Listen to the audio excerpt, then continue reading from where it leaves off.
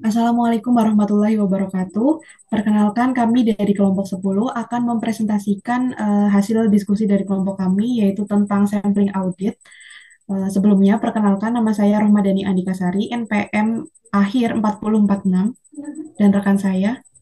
Saya Winda Erlan Yulifah dengan NPM terakhir 4078. Saya Risyana Joy Irawan dengan NPM akhir 4126. Saya Babi Nawar dengan NPM 4190.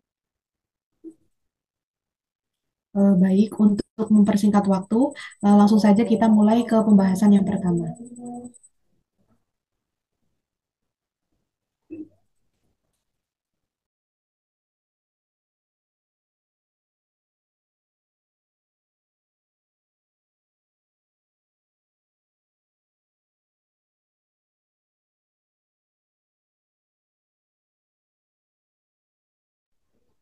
Yang pertama yaitu definisi dan tujuan sampling audit. Ikatan Akuntan Indonesia melalui Standar Profesi Akuntan Publik 2013 SA 530 par 5 mendefinisikan sampling audit sebagai berikut.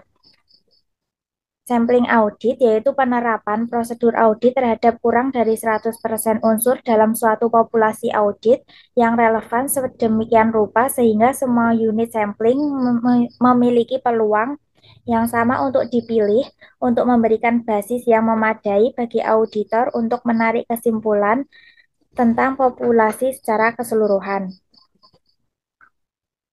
Sampling audit dapat diterapkan baik untuk melakukan pengujian pengendalian maupun pengujian substantif. Selanjutnya yaitu ketidakpastian sampling audit. Ketidakpastian timbul dari hubungan antara faktor-faktor seperti biaya dan waktu yang diperlukan untuk memeriksa semua data dan konsekuensi negatif dari kemungkinan keputusan yang salah yang didasarkan atas kesimpulan yang dihasilkan dari audit terhadap data sampel saja. Ketidakpastian yang melekat dalam penerapan prosedur-prosedur audit disebut risiko audit. Ketidakpastian meliputi ada dua, yaitu ketidakpastian yang disebabkan langsung oleh penggunaan sampling atau risiko sampling, dan yang kedua ketidakpastian yang disebabkan faktor selain sampling atau risiko non-sampling.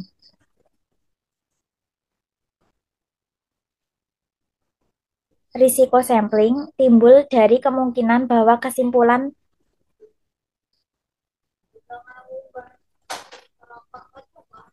yang akan dicapai bila cara pengujian yang sama diterapkan sampling. Risiko sampling dapat dibedakan atas risiko sampling dalam pengujian substantif atas detail atau rincian.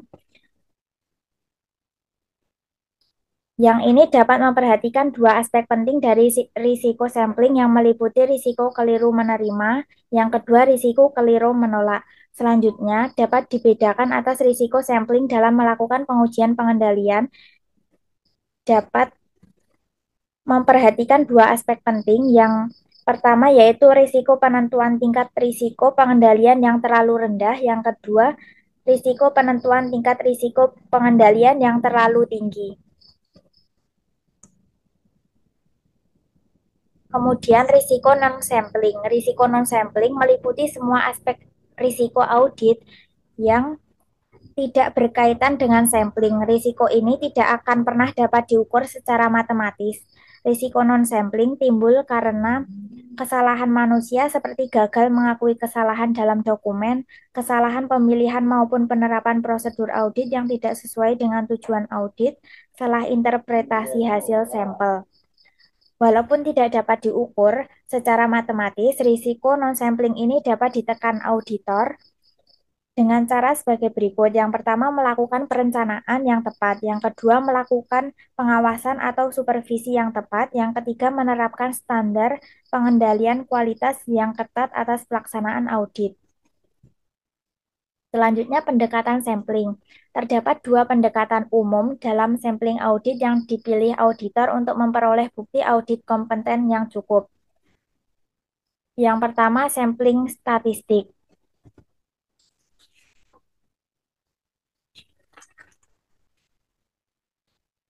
Yang kedua, sampling non-statistik. Pemilihan antara kedua pendekatan tersebut didapat terutama pada pertimbangan manfaat dan biaya. Selanjutnya, sampling statistik. Sampling statistik lebih banyak memerlukan biaya daripada sampling non-statistik. Biaya tersebut dikeluarkan berdasarkan dengan biaya pelaksanaan training bagi staf auditor menggunakan statistik dan biaya pelaksanaan implementasi rencana sampling statistik. Sampling statistik menguntungkan manajemen dalam 3 hal berikut. Yang pertama, perancangan sampel yang efisien. Yang kedua, pengukuran kecukupan bukti yang dihimpun. Yang ketiga, pengevaluasian hasil sampel. Ada 2 macam teknik sampel statistik. Yang pertama, atribut sampling, yaitu teknik digunakan dalam pengujian pengendalian. Kegunaannya adalah untuk memperkirakan tingkat deviasi atau penyimpangan dari pengendalian yang ditentukan dalam populasi. Yang kedua, variabel sampling. Teknik ini digunakan dalam pengujian substantif. Kegunaan variabel sampling adalah untuk memperkirakan jumlah rupiah total dari populasi atau jumlah rupiah kesalahan dalam populasi. Selanjutnya, sampling non-statistik merupakan pengambilan sampel dilakukan berdasarkan kriteria subjektif. Dalam sampling non-statistik, auditor menghadapi kemungkinan terjadinya yang pertama terlalu banyak sampel yang digunakan melebihi yang diperlukan. Hal ini mengakibatkan terjadi pemborosan waktu dan biaya. Yang kedua, terlalu sedikit sampel yang digunakan sehingga mengakibatkan ketidakefektifan pengambilan sampel. Yang ketiga, terlalu ekstensif kecukupan bukti audit berdasarkan sampel.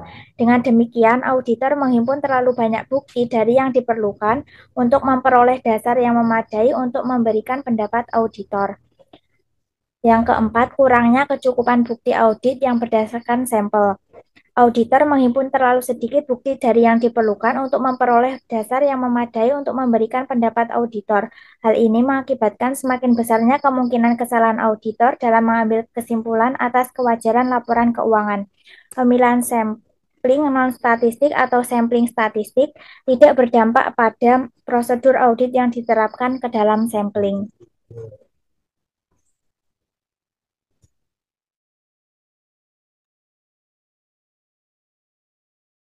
Baik, selanjutnya adalah sampling dalam pengujian substantif. Ya, jadi pembahasan mengenai sampling audit ini tuh mencakup hal yang sangat luas, salah satunya yaitu pada sampling statistik. Nah, untuk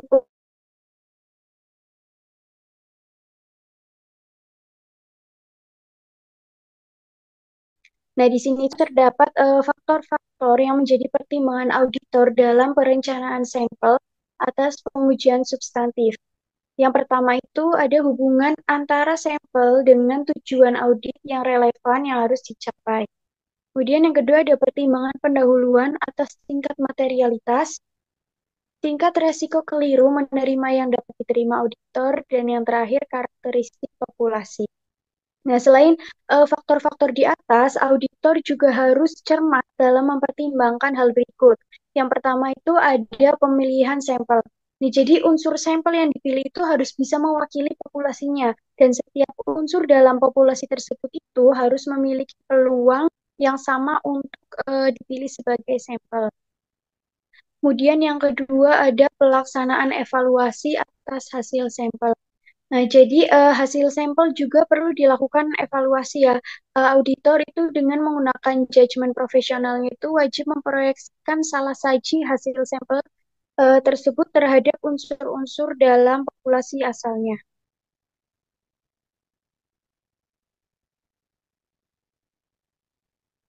Selanjutnya, auditor itu juga wajib mempertimbangkan aspek kualitatif suatu salah saji yang meliputi sifat dan penyebab salah saji serta kemungkinan hubungan antara salah saji dengan tahapan audit sebelumnya. Nah, jadi apabila audit menemukan hasil sampel yang menunjukkan asumsi perencanaan auditor tidak benar, maka auditor tersebut itu harus mengambil tindakan, salah satunya seperti mengubah tingkat resiko yang ditentukan sebelumnya dan memodifikasi pengujian audit yang lain yang telah dirancang berdasarkan tingkat resiko bawaan dan resiko pengendalian sebelumnya.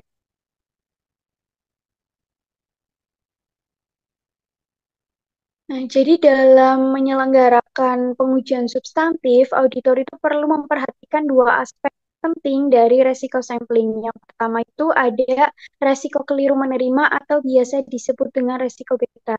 Jadi resiko keliru menerima ini adalah resiko mengambil kesimpulan berdasarkan hasil sampel bahwa saldo akun bebas dari salah saji material. Padahal pada kenyataannya saldo akun telah salah saji secara material. Kemudian yang kedua itu ada risiko keliru menolak atau biasa disebut risiko alfa. Jadi risiko keliru menolak itu merupakan risiko bahwa auditor mengambil kesimpulan bahwa saldo akun berisi salah saji material.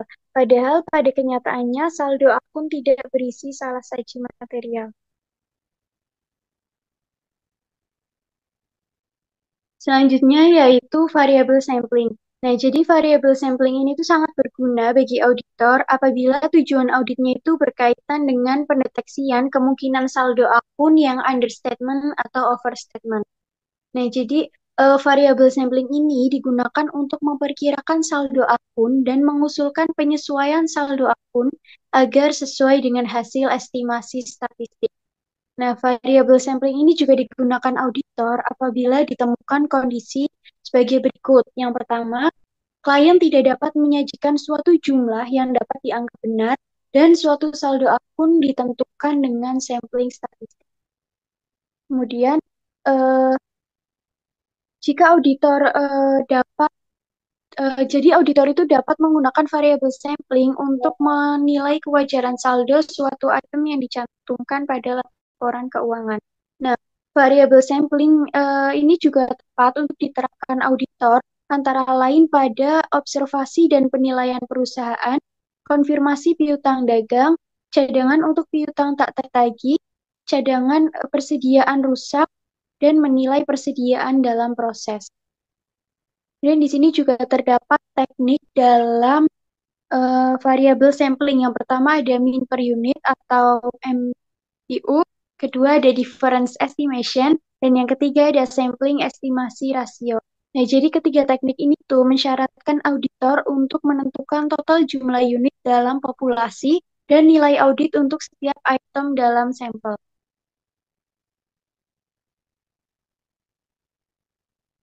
Nah, yang pertama ada estimasi mean per unit. Nah, jadi estimasi mean per unit ini disebut juga dengan simple extension method, yang meliputi penentuan nilai audit untuk setiap item dalam sampel.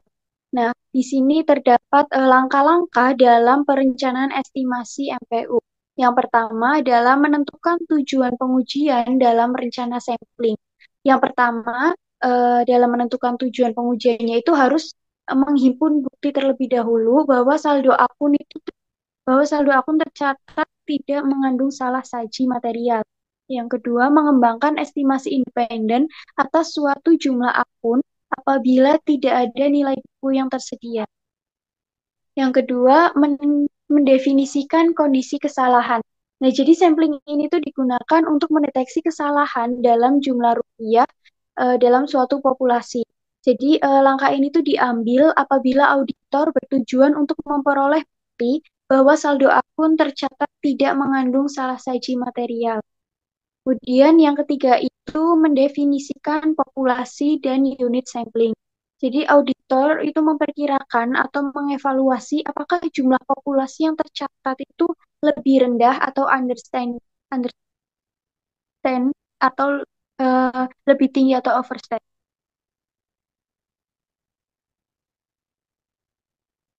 Yang keempat yaitu menentukan ukuran sampel.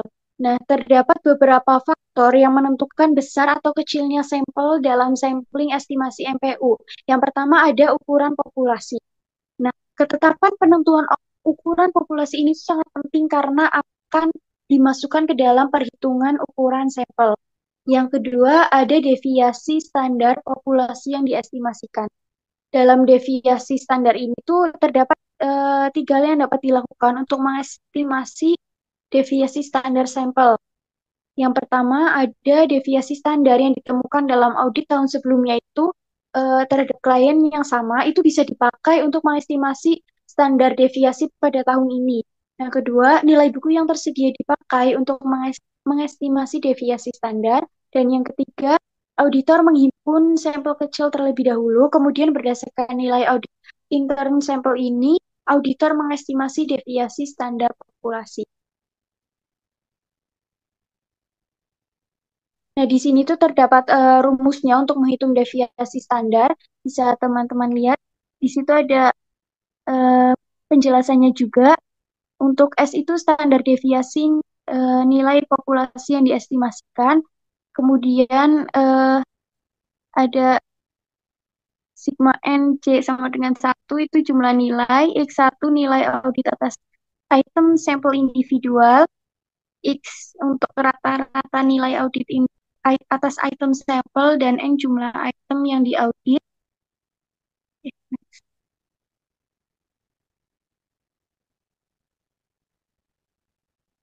Selanjutnya, pada langkah yang kelima itu salah saji yang dapat ditoleransi atau biasa disebut tolerable misstatement. Nah, tolerable misstatement ini merupakan salah saji yang boleh ada dalam akun sebelum salah saji tersebut dinilai sebagai salah saji material.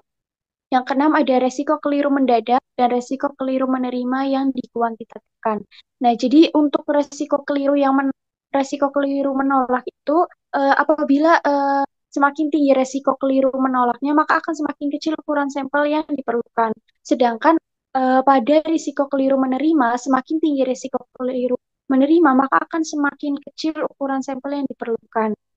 Yang ketujuh ada cadangan yang direncanakan untuk resiko sampling. Nah, jadi cadangan yang direncanakan untuk resiko sampling yaitu tingkat ketetapan yang diterima oleh auditor. Nah, di sini rumusnya A sama dengan R dikali TM. A itu untuk cadangan yang direncanakan untuk resiko sampling, R itu rasio cadangan yang direncanakan untuk resiko sampling dibagi dengan tolerable misstatement. Kemudian TM itu artinya tolerable misstatement. Kemudian yang terakhir itu ada ukuran sampel. Di sini untuk rumusnya itu sudah tertera N dalam kurung N kali U R S kali X I dibagi A pangkat 2. Nah, rumus ini tuh menggunakan asumsi bahwa pengambilan sampel dilakukan dengan cara setiap sampel yang telah dibilang dikembalikan ke populasinya.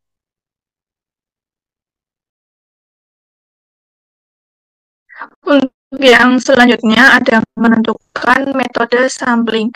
Nah, di metode sampling ini ada 3. Yang pertama, pemilihan acak atau random.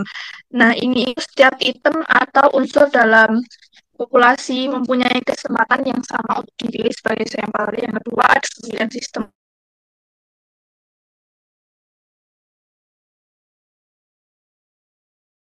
di antara yang dipilih, yaitu interval permulaannya dimulai secara acak.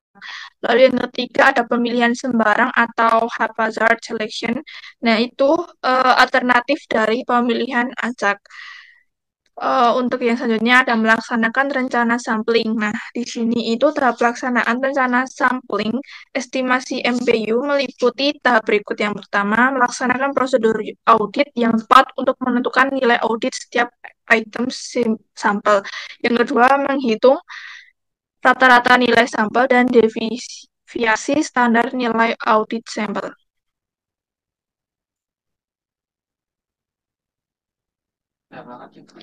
Yang selanjutnya ada mengevaluasi hasil sampel. Nah, itu ada 2 aspek, ada kuantitatif menggunakan MPU sampling dan kualitatif menggunakan evaluasi profesional. Nah, di sini yang pertama ada aspek estimasi nilai populasi. Nah, di kuantitatif itu dia menghitung nilai total populasi berdasarkan sampel. Nah, sedangkan yang kualitatif itu menilai kompleksitas dan kerentanan akun dalam populasi. Yang kedua ada ketepatan atau cadangan. Di kuantitatif dia menghitung precision dan cadangan untuk resiko sampling. Nah, sedangkan yang kualitatif ini menilai keandalan bukti dan efektivitas kontrol internal. Dan yang ketiga ada selang estimasi. Nah, di selang estimasi kuantitatif ini menggunakan precision interval untuk menentukan range nilai. Lalu untuk kualitatifnya itu menilai potensi risiko atau pola dari temuan dalam sampel.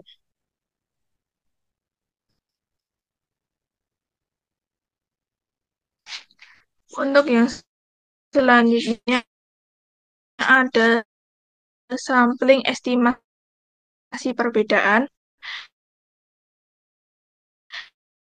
Dan di sini itu ada 4 ini. Yang pertama, nilai buku editor. Yang kedua, total nilai populasi harus dapat diketahui auditor. Yang populasi itu harus sama dengan total perbedaan antara nilai audit dan nilai buku yang dapat diharapkan.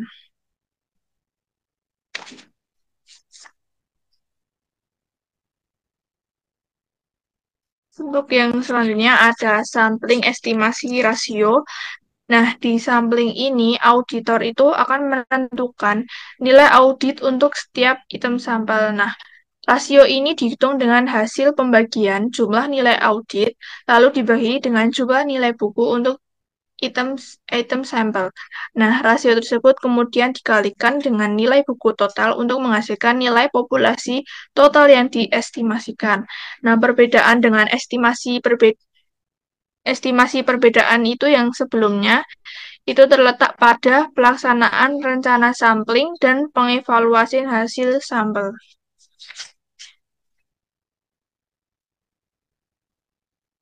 Yang selanjutnya ada sampling dalam pengujian pengendalian. Nah, di sini itu dalam pengujian pengendalian, auditor itu harus memperhatikan dua aspek penting dalam resiko sampling.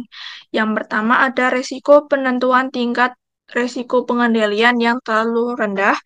Nah, itu adalah resiko yang terjadi karena menentukan tingkat resiko pengendalian. Nah, berdasar hasil sampel terlalu rendah dibandingkan dengan efektivitas operasi, prosedur, atau kebijakan yang sesungguhnya. Yang kedua, ada resiko penentuan tingkat resiko pengendalian yang terlalu tinggi. Ini itu adalah resiko yang terjadi karena menentukan tingkat risiko pengendalian berdasarkan hasil sampel yang terlalu tinggi dibandingkan dengan efektivitas operasi, prosedur, atau kebijakan yang sesungguhnya.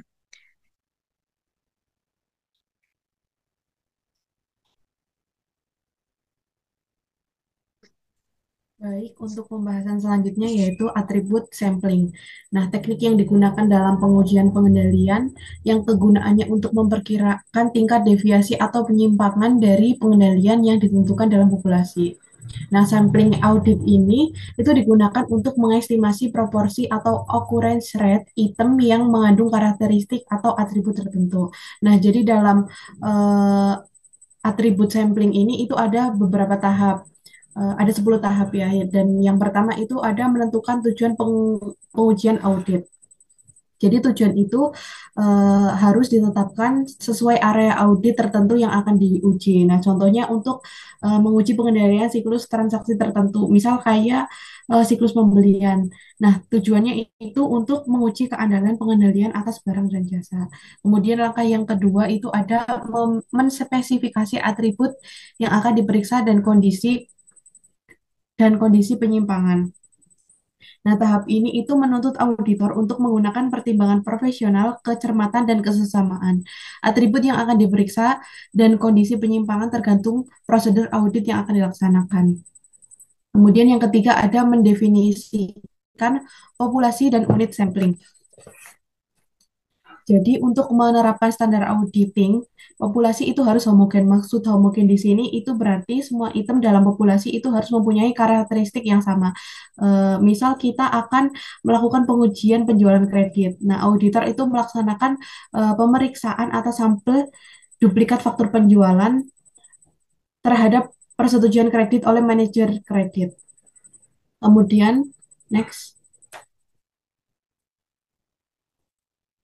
Yang keempat ada menspesifikasi tingkat penyimpangan yang dapat diterima atau TDR. TDR itu adalah Tolerable Deviation Rate. TDR ini mencerminkan tingkat penyimpangan dalam populasi yang dapat diterima oleh auditor. Jadi TDR ini mempunyai hubungan terbalik dengan sampel. Maksudnya itu semakin rendah TDR-nya, maka semakin besar jumlah sampel yang diperlukan oleh auditor.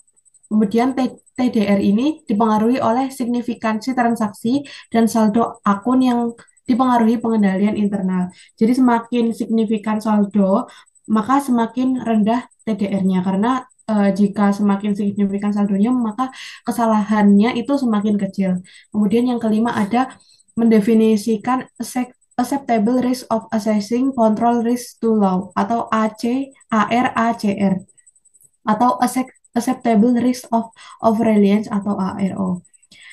ARACR dan ARO sebenarnya merupakan resiko auditor yang terlalu percaya pada pengendalian internal.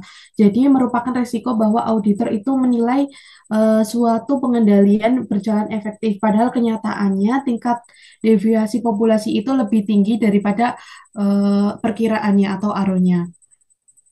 Nah, besarnya ARO ini tergantung keekstensifan rencana auditor untuk mengurangi tingkat risiko pengendalian yang diterapkan. Jadi semakin efektif pengujian substansif itu akan semakin tinggi ARO-nya. Kemudian semakin berkualitas bukti yang tersedia, maka akan semakin rendah ARO-nya. Karena semakin berkualitas buktinya, itu akan memperkecil tingkat kesalahan di dalam audit. Kemudian yang keenam, langkah keenam yaitu mengestimasi tingkat penyimpangan dalam populasi. Tingkat penyimpangan dalam populasi atau expected population deviation rate atau biasa disebut dengan EPDR. Mengestimasi EPDR atau mengestimasi tingkat penyimpangan yang diharapkan terjadi dalam populasi tertentu. Jadi kita akan mengestimasi tingkat penyimpangannya di dalam populasi. Next. Kemudian langkah yang ketujuh yaitu menentukan ukuran sampel. Nah, dalam menentukan ukuran sampel itu ada faktor yang bisa menentukan besar kecilnya sampel di dalam sampling atribut, yaitu ada 4 ya. Yang pertama itu ARO atau Acceptable Risk Over Reliance. Resiko ini juga disebut dengan resiko penentuan tingkat resiko pengendalian yang terlalu rendah. Pendeteksian terhadap ada tidaknya penyimpangan pengendalian. Nah, ini itu memiliki hubungan terbalik dengan ukuran sampel. Maksudnya itu semakin tinggi resiko penentuan tingkat risiko pengendalian yang terlalu rendah, maka semakin besar jumlah sampel yang diperlukan. Nah, begitu pula sebaliknya. Kemudian yang kedua ada TDR atau Tolerable Deviation Rate. Nah, ini itu juga memiliki hubungan terbalik dengan ukuran sampel. Jadi semakin tinggi tingkat penyimpangan yang ditoleransi, maka semakin rendah jumlah sampel yang diperlukan. Begitu pula sebaliknya. Kemudian yang ketiga ada tingkat penyimpanan populasi yang diharapkan. Nah, ini itu ada 3 cara dalam memperkirakan tingkat penyimpangan yang diharapkan, yaitu yang pertama ada berdasarkan audit tahun sebelumnya, kemudian evaluasi risiko dan bukti pengendalian, dan yang terakhir ada mengambil sampel kecil terlebih dahulu. Nah, apabila tingkat penyimpangan yang diharapkan itu lebih dari atau sama dengan tingkat penyimpangan yang dapat ditoleransi, maka tidak dapat menggunakan pendekatan pengujian pengendalian. Dan itu harus menggunakan strategi pengujian substansis atau primarily substantive approach. Nah, ini tingkat penyimpangan populasi yang diharapkan ini itu memiliki hubungan terbalik dengan ukuran sampel. Jadi memiliki hubungan terbalik kayak yang sebelumnya dijelaskan. Kemudian langkah yang ke-8 yaitu menentukan metode pemilihan sampel. Nah, sampel itu harus mewakili seluruh anggota atau populasi. Nah, dalam menentukan metodenya ini itu ada 2 cara. Yang pertama, sampling random. Itu akan menghasilkan sampling representatif. Dan yang kedua ada sampling sistematis. Kemudian langkah yang ke-9 yaitu menentukan prosedur audit. Nah, prosedur audit itu dilakukan untuk menilai efektivitas pengendalian dan dengan memeriksa kesesuaian item sampel terhadap atribut yang diterapkan dan mencatat penyimpangan seperti dokumen hilang, kemudian kurangnya orientasi atau kesalahan perhitungan. Next. Kemudian yang ke-10 ada mengevaluasi hasil sampel. Jadi penyimpangan yang ditemukan itu harus dicatat dan diringkas dan dievaluasi. Nah, dalam eh, mengevaluasi ini ada dua penilaian. Yang pertama itu ada penilaian kuantitatif. Dalam penilaian kuantitatif itu ada tiga hal yang eh, dilakukan. Yang pertama itu menghitung tingkat penyimpangan sampel. Ini itu dihitung dengan membagi jumlah penyimpangan yang ditemukan dengan ukuran sampel yang diuji. Kemudian yang kedua ada menentukan batas penyimpangan atas atau upper deviation limit. Nah, tingkat penyimpangan populasi maksimum yang didasarkan atas jumlah penyimpangan yang ditemukan dalam sampel. Kemudian yang ketiga ada menentukan cadangan atau allowance yang direncanakan untuk resiko sampling. Dilakukan agar batas penyimpangan atas itu lebih besar daripada tingkat penyimpangan populasi yang nyata. Kemudian penilaian yang kedua ada penilaian kualitatif. Nah, penyimpangan itu dapat disebabkan oleh berbagai faktor seperti karyawan baru, kemudian karyawan sakit atau cuti tanpa pengganti, kemudian instruksi yang sulit dipahami, ceroboh, kekeliruan, dan lain-lain. Kemudian, untuk kesimpulan menyeluruh, jika hasil sampel itu menunjukkan penyimpangan, auditor itu harus mempertimbangkan tindakan lanjutan secara profesional. Nah, apabila tidak mendukung risiko pengendalian yang direncanakan, perlu dilakukan revisi terhadap prosedur pengujian substansif. Jadi, R dan ARO itu ditentukan sebelum tes, sedangkan UDL dan ARO itu dihitung dari sampel.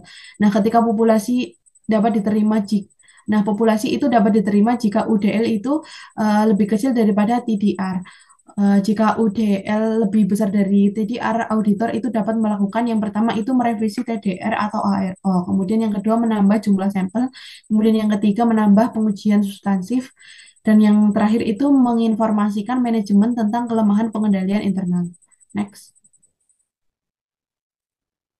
Selanjutnya ada sampel dengan tujuan ganda. Nah, dalam beberapa kasus auditor itu dapat merancang satu sampel untuk dua tujuan. Nah, yang tujuan yang pertama itu menilai resiko pengendalian dan yang kedua itu menguji kebenaran jumlah moneter transaksi. Nah, auditor itu biasanya memperkirakan terlebih dahulu bahwa resiko penyimpangan di dalam populasi itu relatif rendah. Nah, ukuran sampel yang digunakan itu harus mengikuti ukuran terbesar dari dua tujuan tersebut. Namun, evaluasi hasil tetap dilakukan secara terpisah sesuai dengan tingkat resiko masing-masing tujuan. Next. Sekian presentasi dari kelompok kami, kurang lebihnya mohon dimaafkan. Wassalamualaikum warahmatullahi wabarakatuh.